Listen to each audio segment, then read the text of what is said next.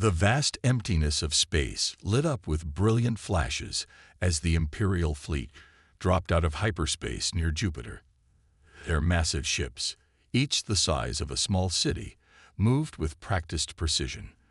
The fleet's arrival marked humanity's first contact with the Galactic Empire, though not in the way anyone had hoped. Admiral James Stone stood on the bridge of the Earth Defense Force flagship Determination, watching the holographic display of the approaching Imperial vessels. His weathered face remained calm, but his eyes revealed deep concern. The alien ships dwarfed Earth's largest vessels, and their technology appeared centuries ahead. "Sir, they're broadcasting on all frequencies," reported his communications officer. "Put it through," Stone ordered, straightening his uniform. The holographic screen flickered to life, revealing High Lord Darius of the Empire. His humanoid features were sharp and angular, his skin a pale blue, and his uniform adorned with countless medals and ribbons. He spoke perfect English, thanks to the Empire's universal translators. "People of Earth," Darius announced, his voice dripping with condescension. "The Galactic Empire has come to bring you into our eternal fold. Your primitive civilization has been observed and deemed worthy of absorption. Surrender now, and your integration will be peaceful." Admiral Stone took a deep breath. Earth's governments had prepared for this moment ever since they detected the Empire's scout ships 3 months ago. "High Lord Darius," he responded firmly, "Earth and her colonies respectfully decline your offer. We wish to maintain our independence and suggest peaceful diplomatic relations instead." Laughter echoed through the communication channel, not just from Darius, but from his entire bridge crew. "You misunderstand, Primitive One. This is not an offer, it is a command. The Empire does not negotiate with developing worlds." Stone's expression hardened. "Then you misunderstand us, High Lord. We warn you, for your own sake. Leave us be. Earth wishes no conflict, but we will defend ourselves if forced." The laughter grew louder. Darius wiped a tear from his eye. "Defend yourselves. With what? Your primitive fusion drives. Your basic laser weapons. We detected your technology level when we scanned your systems. You haven't even mastered gravity manipulation yet." The Admiral's next words were measured and clear. "This is your final warning, High Lord. Leave Earth space, or face the consequences." "Enough of this comedy," Darius sneered. "Your species' humor is as primitive as your technology. Empire fleet, move into standard pacification formation. Target their orbital installations first." Admiral Stone turned off the communication and pressed a button on his chair. "All ships, execute Protocol Omega." They've made their choice. The Imperial fleet moved forward in perfect rows, their weapons charging. Their sensors showed Earth's ships retreating, apparently in panic. High Lord Darius smiled. Another easy conquest for the Empire. Then their sensors went dark. "My lord," an Imperial officer shouted, "we've lost all long-range scanning capability." "Impossible," Darius snapped. "Their technology can't." The space around his fleet erupted in chaos. Earth ships suddenly appeared where there had been empty space seconds before. Their primitive vessels had been hiding behind advanced cloaking technology that the Empire's sensors couldn't detect. "All ships, open fire," Darius commanded, but it was too late. The human vessels moved with impossible agility, their basic weapons cutting through Imperial shields like they weren't even there. Earth's ships had been designed specifically to counter Imperial technology, using frequencies and attack patterns that the Empire had never encountered. Within minutes, 3 Imperial cruisers were heavily damaged, their crews evacuating in escape pods. The mighty Empire fleet, which had conquered 1,000 worlds, found itself in complete disarray. Admiral Stone watched the battle unfold with grim satisfaction. "Send the message," he ordered. Every Imperial ship received the same transmission. "We warned you.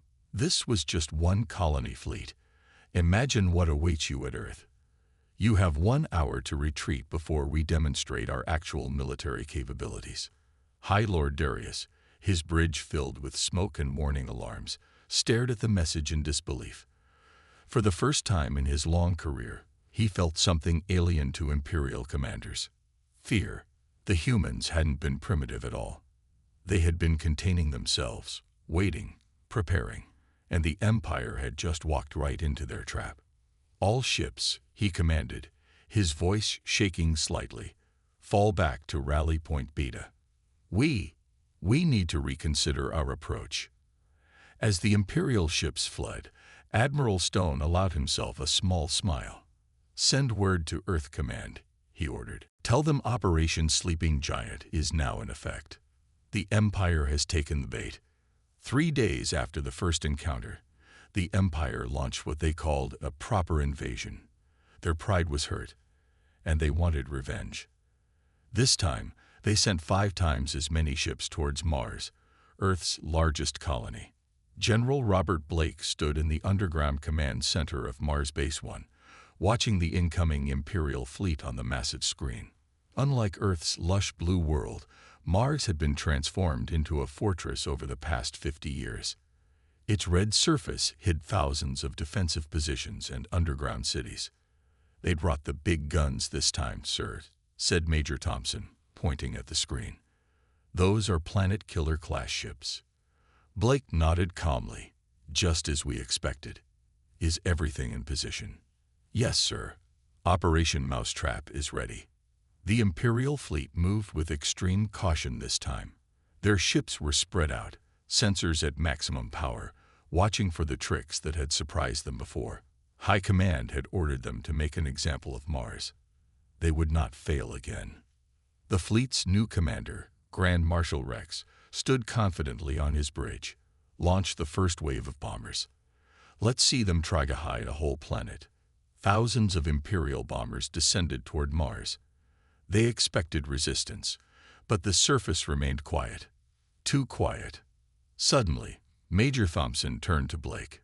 Sir, they've crossed the line. Activating the field now.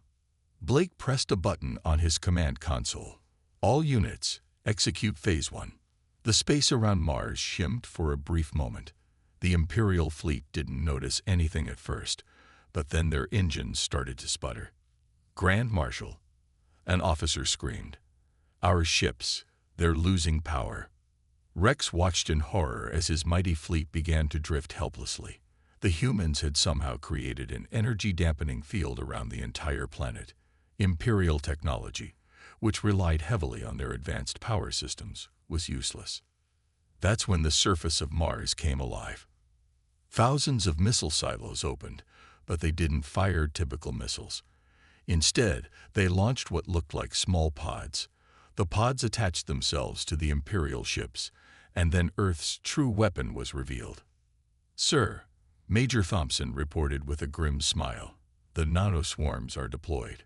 The pods burst open, releasing clouds of microscopic robots. These tiny machines were one of humanity's greatest secrets. Devices so small they could slip through any shield, programmed to dismantle enemy ships piece by piece. The Imperial crews watched in terror as their mighty warships began to fall apart around them. Walls dissolved, systems failed, and entire sections of ships simply disappeared, consumed by the invisible swarm. This is impossible, Rex shouted, watching his fleet being eaten alive. They're savages. How can they have this technology?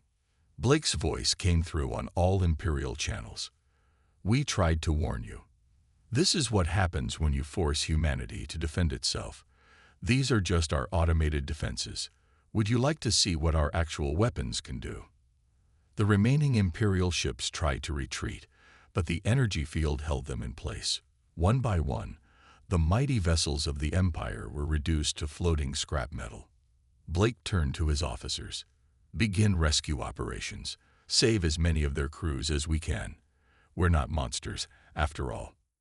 Earth ships appeared from hidden bases on Mars moons, moving to rescue escape pods and stranded Imperial crews. The humans' efficiency in saving their enemies surprised the Imperial survivors as much as their devastating attack had. In the aftermath, Major Thompson approached Blake with a report. Sir, preliminary numbers. We destroyed 89% of their fleet, captured 50 ships intact, and rescued over 100,000 Imperial personnel. No casualties on our side. Blake nodded slowly. Send the recordings to Earth Command. The Empire needs to understand what they're dealing with. We're not just some primitive species they can bully. We're humanity, and we've been preparing for war in ways they couldn't imagine. As rescue operations continued, Imperial survivors were treated with respect and proper medical care. Many of them couldn't understand it. How could a species be so devastating in battle, yet so merciful in victory? In his private quarters later that night, Blake recorded in his log, "The Empire thought they were dealing with savages. Instead, they found a civilization that had spent centuries preparing for this exact moment. We hid our true capabilities not out of fear, but because we knew that when the time came, surprise would be our greatest weapon.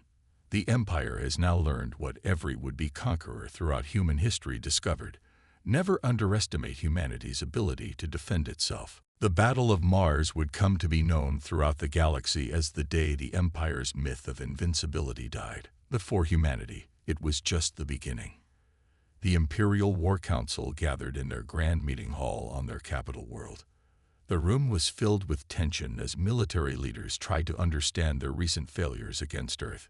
Lord Commander Max, the Empire's chief military analyst, stood before the massive holographic display showing footage from the Mars battle. His hand shook slightly as he presented his findings. "My lords," he began, "humans don't fight like any species we've ever encountered. Our standard tactics are useless against them." The footage showed Imperial ships being torn apart by invisible nanomachines. Another clip displayed Earth vessels appearing from nowhere, striking and vanishing again. "In 1 week, they've destroyed more of our ships than we've lost in the last 100 years, Max continued. "But it's not just their technology that makes them dangerous. It's how they think." He pressed a button, showing a new image. "Look at this battle formation. Normal species attack in organized patterns. Humans, they're chaos in motion. Each ship acts independently, yet somehow they work perfectly together." Admiral Grant of Earth's Special Operations watched a different scene unfold from the bridge of his stealth ship, Shadow. His vessel hung invisible in space, right in the middle of an Imperial supply fleet. They had no idea death floated among them. "Begin Operation Phantom," Grant ordered quietly. Across 50 Imperial supply ships, small devices activated.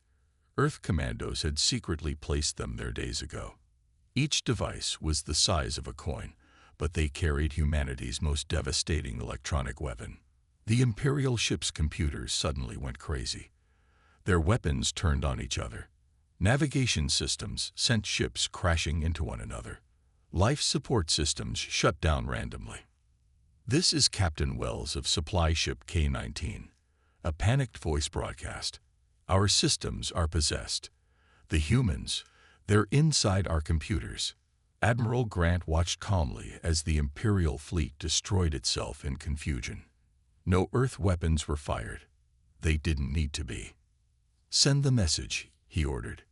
Every Imperial ship in the sector received the same transmission. "Your technology belongs to us now. We don't need to fight you. Your own ships will do it for us."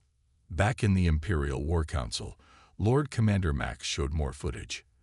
"They've infiltrated our secure networks, corrupted our AI, turned our own automated systems against us. We're fighting an enemy that turns our strength into weakness." One of the council members slammed his fist on the table. "Impossible. Our cyber defenses are perfect." "No," Max replied quietly. "We just thought they were. Humans, they think differently. Where we see a wall, they see 1,000 tiny cracks. While we focused on building bigger ships and stronger weapons, they developed ways to turn our own technology against us." A new alert flashed across the council room's screens. An Imperial battle fleet had just disappeared near Jupiter. No debris, no distress call. Just gone. "Another example," Max said, pointing to the alert. "We still don't know how they do it. Ships just vanish. Crews disappear. It's like they can erase things from existence. In Earth's secret research base beneath the Pacific Ocean, Dr. Allen looked at his latest weapon test results. The disappeared Imperial fleet had provided perfect data for the quantum displacement device. Test successful, he noted in his log. Ships successfully transferred to alternate dimension. Recovery possible but not recommended. Psychological impact on enemy morale deemed more valuable. Admiral Grant's voice came through on the secure channel. How soon can we deploy more of these devices? Mass production begins tomorrow, Dr. Allen replied. The Empire still thinks they're fighting a conventional war. They don't understand that humanity passed that stage centuries ago. Back in the Imperial Council, the debate had turned desperate. We must sue for peace, one member shouted. The Empire never surrenders, another argued. Lord Commander Max held up his hand. You don't understand. This isn't just a military defeat. Humans are fighting a type of war we've never seen. They don't just defeat our ships. They make them disappear. They don't just beat our defenses. They turn them against us. Every time we think we understand their capabilities, they reveal something new and more terrifying. He pointed to the display showing Earth's known territory. We thought we were invading a primitive world. Instead, we awakened something that had been preparing for war since before we knew they existed. And the worst part, I believe they're still holding back. As if to prove his point, at that exact moment, every light in the Imperial capital went dark. In the pitch black, a single message appeared on their screens. Still think we're primitive. The Empire was learning a harsh lesson. They weren't fighting a war against humans. They were fighting a war against humanity's imagination. And they were losing badly. The Imperial Palace shook with Grand Emperor Maximus's rage. Send everything. I want the 7th Armada deployed immediately. His advisors trembled as the Emperor's decision echoed through the Grand Hall. The 7th Armada was the Empire's ultimate weapon. 1,000 of their most powerful warships, never before deployed in a single campaign. Fleet Admiral Rex, still haunted by his defeat at Mars, tried to object. My Emperor, perhaps we should reconsider. Silence. Maximus roared. These humans have humiliated us for the last time. I want Earth turned to ash. On Earth's moon base Alpha, Director Wilson of Defense Intelligence watched the massive Imperial fleet assemble through quantum sensors. He smiled slightly as he sent a message to Earth Command. They took the bait. Operation Thunderclap is ready. The 7th Armada emerged from hyperspace in waves, their massive ships blocking out the stars themselves. Leading them was the Empire's flagship, Ultimate Power, a vessel the size of a small moon. Fleet Commander Leo stood proudly on its bridge. Launch all fighters. Begin the bombing runs. Show these humans what real power looks like. But Earth's defense fleet was nowhere to be seen. The human colonies appeared abandoned. Even their orbital stations were dark. Sir, an officer reported nervously, something feels wrong. Suddenly, space itself seemed to tear open. Hundreds of massive black holes appeared throughout the Imperial formation. But these weren't natural phenomena. They were weaponized wormholes, humanity's trump card. Impossible. Leo screamed as he watched his mighty fleet being torn apart. Ships were cut in half as wormholes opened inside them. Others were pulled apart by gravitational forces or simply vanished into the artificial void. From a hidden command center on Earth, Dr. Emma Carter, lead scientist of Project Wormhole, watched her creation at work. Multiple direct hits confirmed. The wormhole network is stable. Beginning Phase 2. The remaining Imperial ships tried to retreat, but found themselves trapped. More wormholes opened, but these were different. Through them came Earth's warships, attacking from impossible angles and distances. How are they doing this? Leo demanded as another volley of fire struck his flagship. They're shooting at us from behind our own lines. The answer was simple but terrifying. Earth had mastered space itself. The wormholes allowed their ships to appear anywhere, strike, and vanish before the Empire could respond. Distance had become meaningless. In the chaos, human boarding parties struck. They appeared inside Imperial ships through smaller wormholes, overwhelming the crews before they could react. The Empire's mighty vessels fell one by one, taken from within. Director Wilson received the battle updates with satisfaction. Send in the Phantoms. Special stealth ships, completely invisible to Imperial sensors, moved among the dying fleet. They carried Earth's most elite soldiers, trained specifically for ship-to-ship combat. These warriors moved like ghosts through the Imperial vessels, disabling systems and capturing key personnel. Fleet Commander Leo watched in horror as his bridge doors melted open. Earth soldiers in advanced combat suits stormed in, their weapons already trained on vital positions. Fleet Commander, their leader announced calmly, "Your ship is now under Earth control. Surrender or be destroyed." In just 6 hours, the mighty 7th Armada was reduced to floating wreckage. Of the 1,000 ships that arrived, 300 were destroyed, 400 captured, and the rest fled in terror. Back in the Imperial Palace, Emperor Maximus received the news in stunned silence.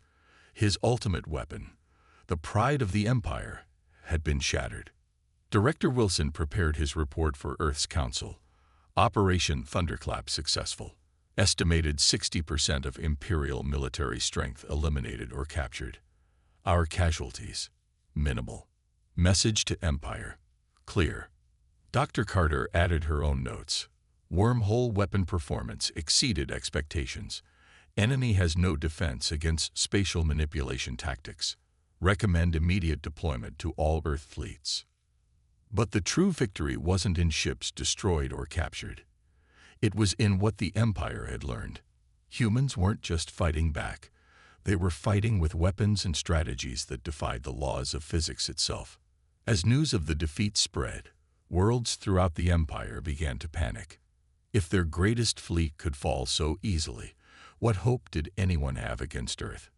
The answer, as they were learning, was simple: none at all. Humanity had spent centuries preparing for this war, and they were just getting started.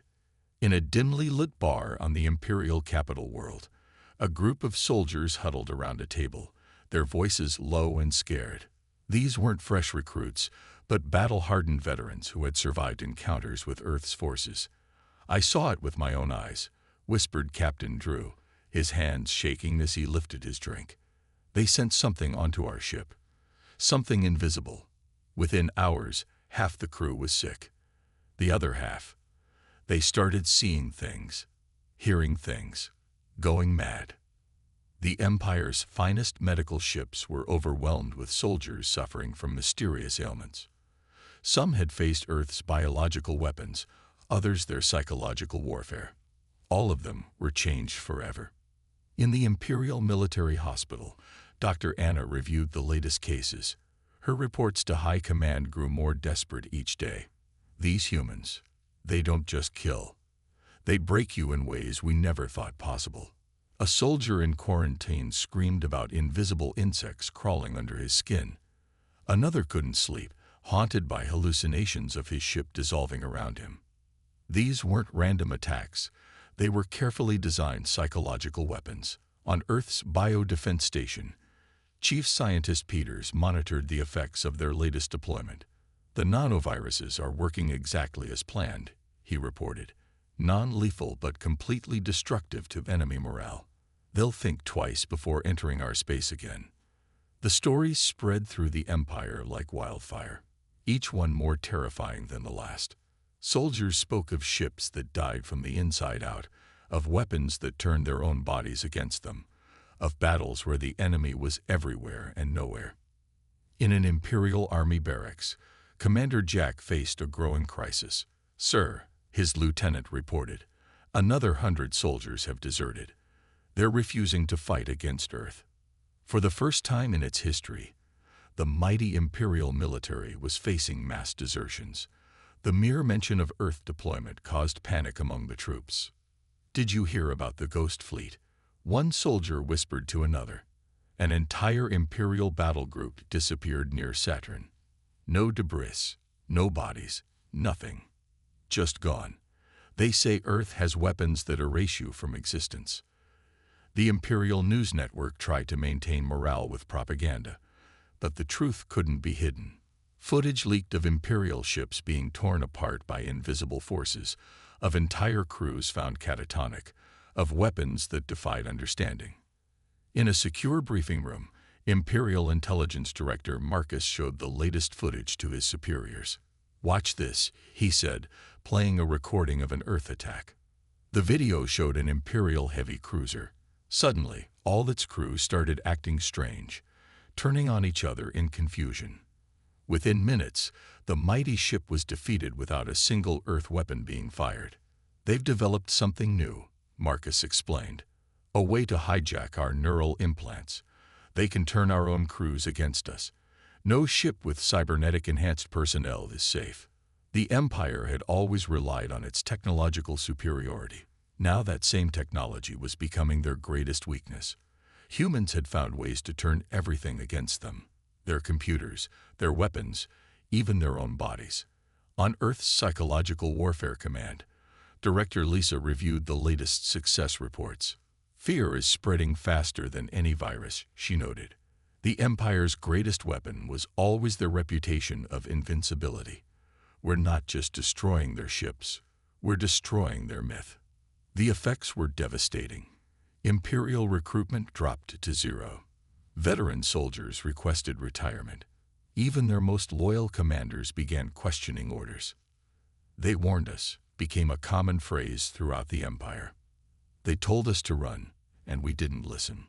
In a hidden laboratory beneath the Pacific Ocean, Earth scientists continued developing new weapons.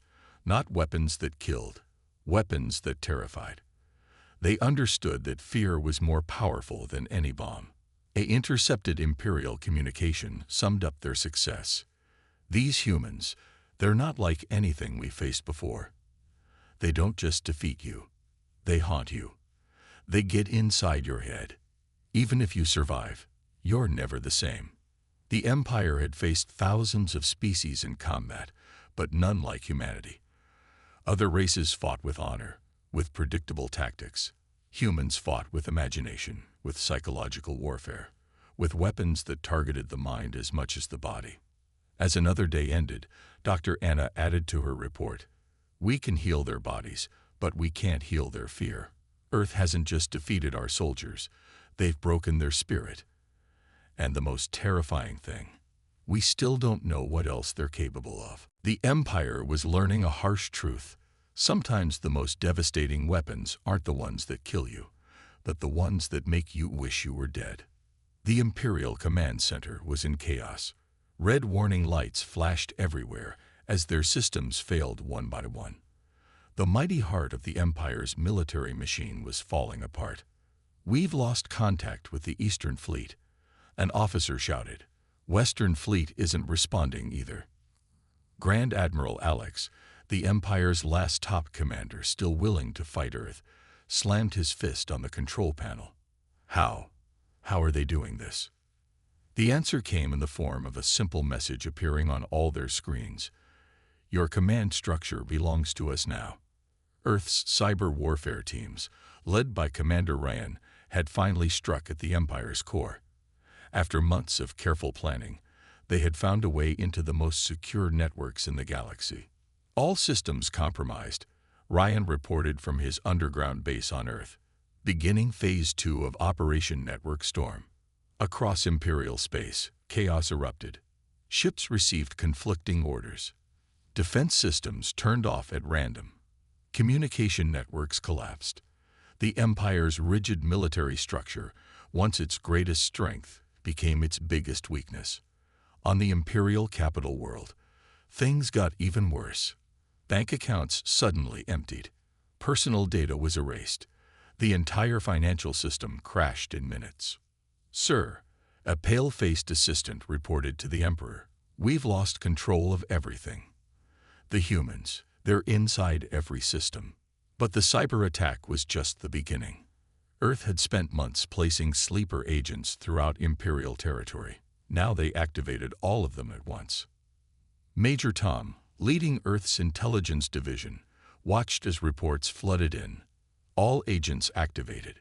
The Empire is about to experience death by 1,000 cuts. Imperial fuel depots exploded. Supply ships disappeared. Military bases lost power. Food distribution networks failed. It wasn't just a military attack. It was a complete dismantling of Imperial society. In the outer sectors, Imperial worlds started breaking away. They had seen Earth's power and wanted no part of this war. The Centauri sector has declared independence, an officer reported. Sirius sector is negotiating directly with Earth. We're losing control. The Empire had always ruled through fear and strength. Now that their weakness was exposed, everything fell apart. Commander Ryan's next attack targeted the Empire's propaganda networks. Instead of the usual Imperial broadcasts, citizens saw the truth about the war.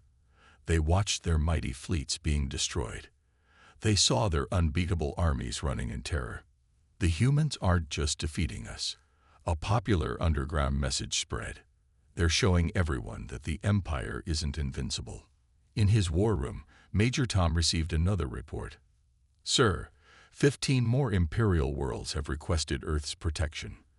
They're afraid the Empire will punish them for wanting peace. The Empire's leaders tried to maintain control, but it was too late. Earth had learned from human history. The best way to defeat an empire wasn't just to break its military, but to break its authority. Grand Admiral Alex watched helplessly as his command fell apart. Send the remaining fleets. We must show strength. But the orders never arrived. Earth's control of their networks was complete. Instead, Imperial ships received different commands. The war is lost.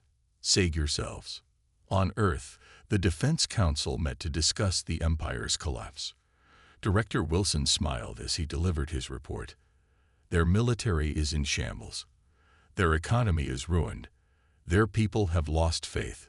The Empire is breaking apart faster than we expected. The humans had studied every empire in Earth's history. They knew that every empire had the same weaknesses. Too much central control, too much pride, too much dependence on fear and force. Sir, an aide reported to Director Wilson, another 100 Imperial ships have surrendered. Their crews are requesting asylum. The Empire's final collapse came not with a great battle, but with a wave of surrenders and defections. Nobody wanted to fight for a losing side. In the Imperial Palace, the Emperor received the final blow, a message from Earth's leaders. You could have had peace. You chose war. Now you have nothing. As the day ended, Commander Ryan added one last note to his report. The Empire fought like an empire, with pride, arrogance, and rigid control. We fought like humans, adapting, infiltrating, and destroying from within. They never had a chance. The greatest empire in the galaxy had been defeated not by superior forces, but by superior strategy. Earth had proved that the mightiest walls could fall if you knew where to plant the seeds of destruction. The Grand Hall of Peace, once the Emperor's throne room, now held representatives from both Earth and the former empire. The peace negotiations were about to end, marking the conclusion of humanity's first interstellar war. Director Wilson stood before the assembled delegates, his voice carrying across the silent chamber. The terms are simple. The Empire will maintain control of its core worlds, but all outer systems are free to choose their own path. A demilitarized zone will separate our territories. The former Emperor, now just Administrator Maximus, had no choice but to agree. His once mighty empire had lost 60% of its military strength, and half its worlds had already declared independence. And the warning beacons? Maximus asked quietly. They stay, Wilson replied firmly. Every approach to Earth space will carry our message. This territory belongs to humanity. We warned the last empire. We won't warn the next one. In Earth's orbital shipyards, workers were already converting captured Imperial vessels. Human engineers had found ways to improve even the Empire's most advanced technology. Chief Engineer Paul watched as another upgraded ship completed its tests. It's amazing, he told his team. They had all this power but never imagined using it the way we do. They built weapons. We built tools that could become weapons. The changes spread across the galaxy. Trade routes reopened, but now Earth ships protected them. The humans proved to be fair guardians, treating all species equally. Many former imperial worlds sought Earth's protection willingly. In the new Galactic Council, where free worlds now met as equals, an alien diplomat asked the human representative a question that many wondered. Why didn't you conquer us all? You had the power. Ambassador Jane smiled. Because we're not an empire. We don't want to rule the galaxy. We just want to make sure no one rules us. 5 years after the war, a new alien fleet approached Earth's space. They were warriors from beyond the galaxy's edge, drawn by stories of the Empire's defeat. Their ships were larger than even the Empire's had been. Admiral Grant watched them approach the warning beacons. "Let's see if they're smarter than the last ones," he said to his bridge crew. The beacons activated, showing the alien fleet recordings from the war. They saw Imperial ships being torn apart by invisible forces. They watched mighty fleets disappear into artificial black holes. They witnessed the complete dismantling of the greatest empire the galaxy had ever known. The alien fleet turned around and left at maximum speed. In his office on Earth, Director Wilson added a note to the historical records. "Today we confirmed what the war taught us. Humanity's greatest weapon isn't our technology or our tactics. It's our reputation. The Empire's defeat showed the galaxy that we are not to be underestimated. The Empire's fall had changed everything. Species that once lived in fear now built their own free societies. Trade flourished without imperial control. New alliances formed based on mutual respect rather than force. On the former imperial capital, a museum opened displaying artifacts from the war. The centerpiece was a simple screen showing Earth's first warning. 'Leave us be.' Below it, a plaque read, 'The warning that should have been heeded.' Commander Ryan, now teaching at Earth's Defense Academy, often told his students, "The Empire failed not because they were weak, but because they couldn't imagine being defeated. We won because we spent centuries imagining every possible way we could lose." In orbit around Earth, the defense platforms remained vigilant. But they weren't just weapons. They were a message to the galaxy. Humanity would defend itself, but it would also defend others who sought freedom. A decade after the war, Earth's Council received an unexpected message. A new species had achieved spaceflight and requested contact. They came not as conquerors, but as explorers, having heard stories about the humans who broke an empire but built peace. Ambassador Jane met them with a smile. "Welcome to Earth space," she said. "We have just one rule here. Respect brings respect, but threats bring consequences. The Empire learned this the hard way. We hope you'll choose a wiser path." As she spoke, the visitors could see Earth's mighty fleet in orbit, not as a threat, but as a reminder. Humanity had become the galaxy's guardians not through conquest, but through the one thing the Empire never understood: the strength to have power and the wisdom to use it justly. The final line in Earth's war memorial summed it up perfectly. "We didn't want to be warriors, but we learned to be the best. Not to rule, not to conquer, but to ensure that no empire would ever threaten freedom again."